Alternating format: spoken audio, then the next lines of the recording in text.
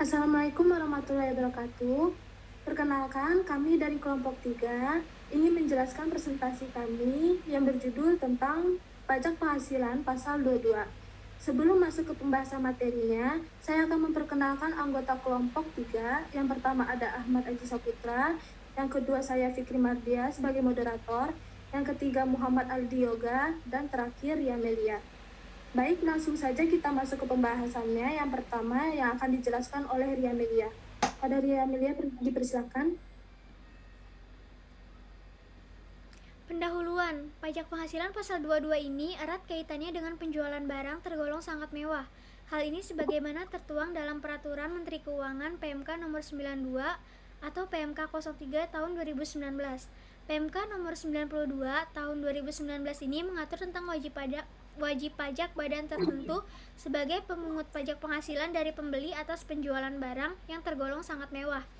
Melalui belit ini, wajib pajak badan yang berhak memungut PPh pasal 22 diperluas, sebagaimana yang tertuang dalam PMK No. 92 tahun 2019 tersebut. Waktu pemungutan PPh pasal 22 ini dilakukan saat penjualan barang tergolong mewah. Pengertian PPh pasal 22. Menurut Undang-Undang Pajak Penghasilan PPh nomor 36 tahun 2008, pajak penghasilan PPh pasal 22 ini adalah bentuk pemotongan atau pemungutan pajak yang dilakukan satu pihak terhadap wajib pajak dan berkaitan dengan kegiatan perdagangan barang. Pada umumnya, PPh pasal 22 dikenakan terhadap perdagangan barang yang dianggap menguntungkan, sehingga baik penjual maupun pembelinya dapat menerima keuntungan dari perdagangan tersebut. Karena itulah, PPh pasal 22 dapat dikenakan baik saat penjualan maupun pembelian. Baik, terima kasih. Selanjutnya dilanjutkan oleh Muhammad Aji. Kami persilakan. Pemungutan dan objek pajak pasal 22. Yang pertama, Bank Devisa dan Direktorat Jenderal Bea dan Cukai (DJBC) atas impor barang. Yang kedua, Direktorat Jenderal Perbendaharaan (DJPB), bendahara pemerintah pusat atau daerah yang melakukan pembayaran atas pembelian barang. Ketiga, BUMN atau BUMD yang melakukan pembelian barang dengan dana yang bersumber dari belanja negara atau APBN dan atau belanja daerah APBD, kecuali badan-badan tersebut dijelaskan pada poin 4. Keempat, Bank Indonesia BI, Badan Urusan Logistik, Bulog, Perusahaan Pengelola Aset, PPA, PT Telekomunikasi Indonesia, Telkom, PT Garuda Indonesia, PT Perusahaan Listrik Negara, PLN, PT Indosat, PT Krakatau Steel, Pertamina, dan bank-bank BUMN yang melakukan pembelian barang dan dananya bersumber baik dari APBN maupun non-APBN.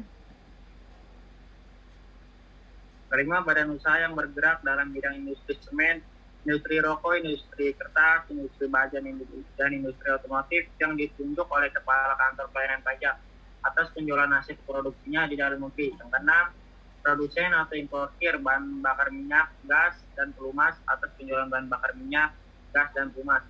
Yang ketujuh, industri dan eksportir yang bergerak dalam sektor perhutanan, perkebunan, pertanian, dan perikanan yang ditunjuk oleh Direktur Jenderal Pajak atas pembelian bahan-bahan untuk keperluan industri atau ekspor mereka dari pedagang pengumpul.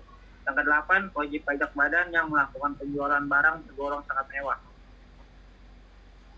Selanjutnya ada tarif PPh pasal 22. Yang pertama ada atas impor.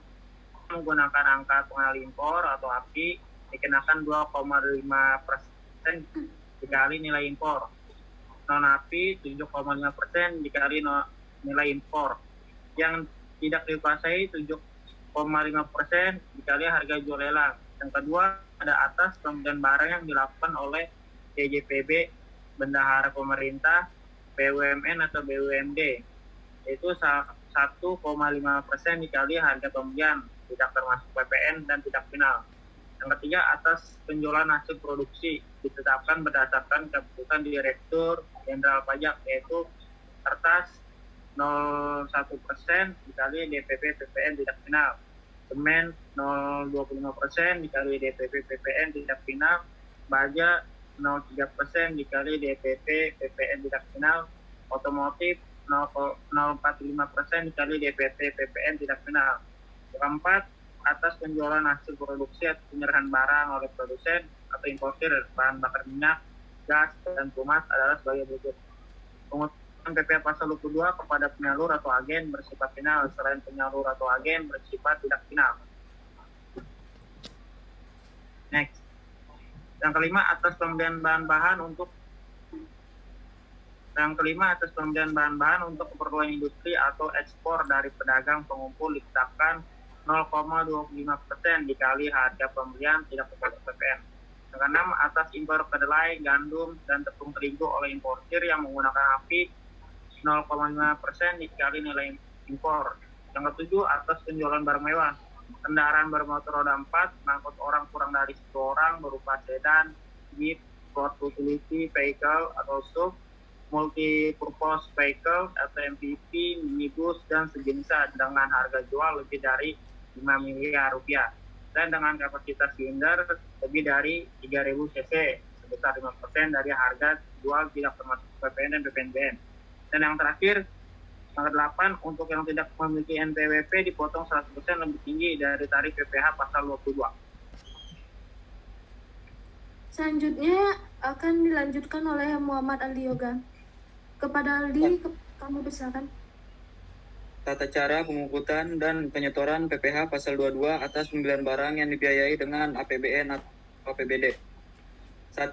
PPh pasal 22 dipungut atas pembelian barang sebesar 1,5% dari harga pembelian pada setiap pelaksanaan pembayaran langsung atau LS oleh KPPN atau bendahara atas penyerahan barang oleh wajib pajak atau rekanan. 2. PPh pasal 22 yang pemungutannya dilakukan oleh Direktorat Jenderal Anggaran, bendaharawan pemerintah baik di tingkat pemerintah pusat, pembelian barang, badan usaha milik negara, dan badan usaha milik daerah yang melakukan pembelian barang dengan dana yang bersumber dari belanja negara atau APBN dan atau belanja daerah APBD. 3. Penyetoran dilakukan ke bank, persepsi atau kantor pos dan giro, atau pemungutan langsung LS atau KPPN dengan menggunakan SPP yang telah diisi oleh dan atas nama rekanan serta ditandatangani oleh pemungut. Next. Pembayaran PPh pasal 22. PPh pasal 22 adalah cicilan PPh pada tahun berjalan. Pada akhir tahun, cicilan ini akan diperhitungkan menjadi kredit pajak PPh badan atau PPh orang pribadi. PPh pasal 22 yang berbentuk SSE, artinya PPh pasal 22 tersebut dibayar langsung ke bank persepsi oleh wajib pajak yang bersangkutan pada saat transaksi. Transaksi yang wajib dibayar langsung adalah transaksi yang berkaitan dengan impor dan bendahara. Terima kasih. Next. Baik, terima kasih. Selanjutnya saya akan menjelaskan e-filing PPh pasal 22. PPh pasal 22 dilaporkan paling lambat tanggal 20 setiap bulannya melalui e-filing di online pajak. Caranya mudah dan cepat, serta tak perlu antri lagi, cukup impor file CSV, SPT, masa PPh pasal 22 dari software SPT ke online pajak, lalu lapor dan dapatkan bukti laporannya dalam satu klik saja. Next.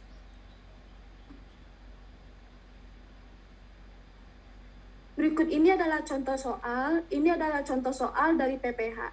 Bisa dilihat. Ini ada contoh soal PPh-nya. Baik, sekian dari presentasi kami. Kurang lebihnya mohon dimaafkan. Billahi taufiq wa hidayah. Wassalamualaikum warahmatullahi wabarakatuh.